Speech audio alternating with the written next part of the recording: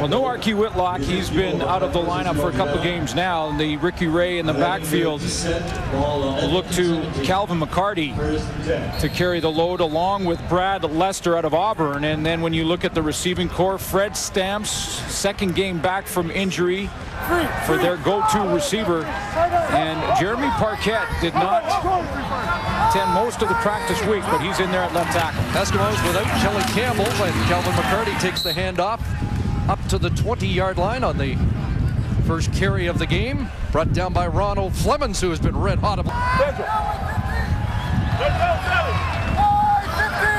So second and just under a yard, early movement there by the former Eskimo Eric Taylor, as McCarty has the first down up to the 45. You know, when you're playing against the wind and you're playing in these wind games, that ball possession, the time of possession becomes that much more important.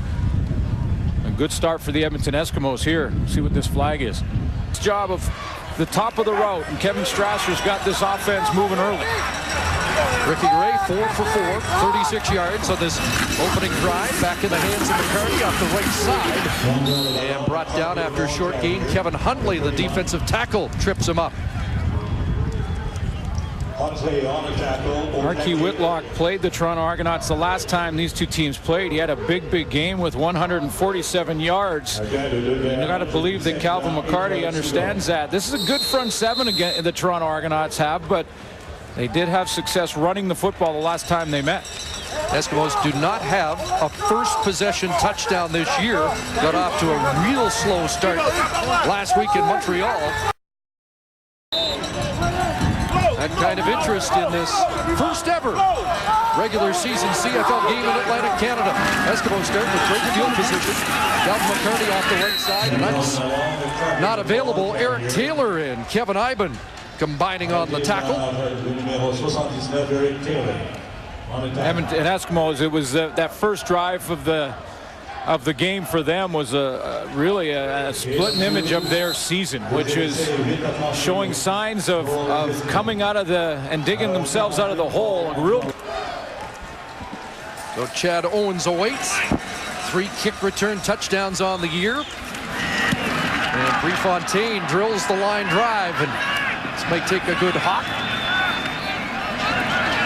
Owens finished 24. And that cut on a dime. Nice return up across the 40 to the 42. Toronto Argonauts, the home team, and Jim Barker's clubs had a great experience. Up close and personal with Atlantic Lobster. Ricky Ray has Jamaica record with a catch up to the 43-yard line. They ran clinics in. So the Eskimos moving the football have a first down. Up to midfield, back into the hands of Calvin McCarty. Up to the 54-yard line. McCarty has 4. Good balance in the offense. A little bit of run, a little bit of pass. They're mixing it up nicely. Again, either team really able to stretch the field at this point. First meeting of the year was a 29-28 win for the Argonauts. And Kevin Strasser just mixing it up nicely and putting Ricky Ray in manageable situations on second down. Take the handoff and now toss it underneath. And it's going to come up short of the first down as McCarty is dragged down about 2 yards shy. Well, he gets a decent spot here, and it's going to be a tough decision because I think this is inside of a yard for Rick. And a 7-6. Edmonton lead. First and 20. Draw. McCarty. Ron Clemens couldn't reach him, and McCarty has 5 to the 45. Interesting call there. I'm sure Edmonton fans wondering, would have liked to have seen Ricky Ray drop back and throw that football when you're. McCarty stays in. Helps with the blocking, and now takes the screen pass. Kevin Iben there. McCarty ran through that tackle, and Flemons will jolt him out at the Eskimo bench, short of the first down.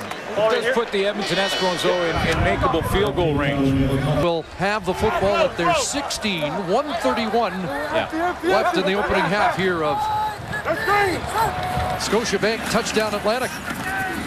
Ray underneath, Calvin McCarty being tracked by the linebacker Kevin Iben. I do want to go back and cross the line before he was down by contact. That's why there was no 2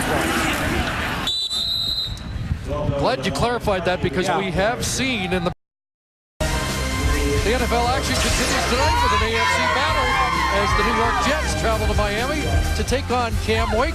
And the Dolphins live coverage begins here on TSN 7 Eastern, 4 Pacific. Of course, the Dolphins, Cleo Lemons, last team in the National Football League. 4 consecutive offensive drives have ended with interceptions, going back to the final play of the first half. Of why these two teams are ranked 7th and 8th in offense this year. Yeah, pick the under in this one.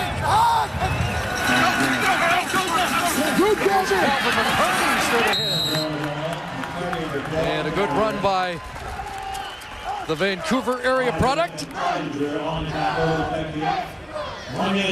Kyle Cox, the left guard, is going to make a nice block here. He's open to start with on the play. In other words, he doesn't have a defensive lineman lined up in front of him. Watch him slide to the inside on Kevin Huntley and just get enough of him to open up that seam for... You're saying he's made the adjustment from linebacker to safety. And a huge impact on this game. Here's McCarty out of the backfield. Calvin McCarty will be stopped about a yard short of the first down, but moved into safety and really made a career of it in there. Willie Pyle can play for years at that spot. Here's a big gamble for the Eskimos. It's 3rd and about a yard and a half to 2.